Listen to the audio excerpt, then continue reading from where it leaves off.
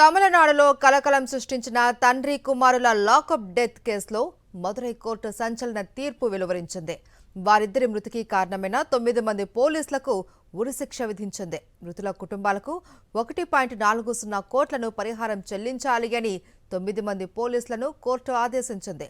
శాంతి భద్రతలను కాపాడవలసిన పోలీసులే ఉల్లంఘించి ఎటువంటి నేర చరిత్ర లేని తండ్రి కుమారులను అత్యంత క్రూరంగా హింసించి చంపడం అరుదైన కేసుగా న్యాయస్థానం అభివర్ణించింది. ఈ మేరకు మదురై అదనపు జిల్లా sessions court judge G Muthukuru సోమవారం తీర్పు వెలువరించారు.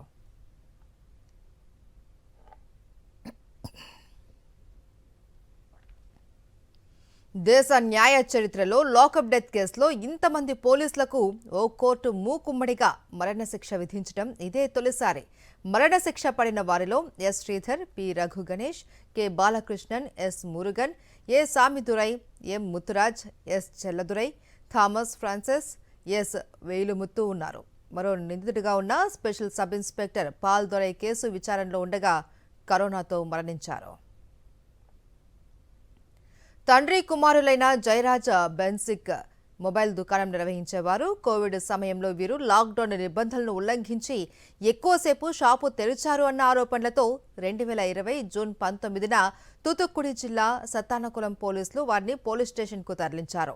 లాకప్లో వారిని తీవ్రంగా కొట్టి హింసించారు. దీంతో పోలీసుల దెబ్బలకు తట్టుకోలేక జూన్ 22, 23 తేదీలలో బెన్సిక్స్, జయరాజ్ మరణించారు. పోలీసులు దారుణంగా హింసించడం వల్లే వీరిద్దరూ మరణించారు అని కుటుంబ సభ్యులు ఆరోపించారు. ఈ ఘటన దేశవ్యాప్తంగా సంచలనం సృష్టించింది. దీనిపై సర్వత్రా నిరసనలు వెల్లువెత్తాయి. దీంతో మొత్తం 10 మంది పోలీసులపై కేసు నమోదు చేసి క్రమశిక్షణ చర్యలు తీసుకున్నారు.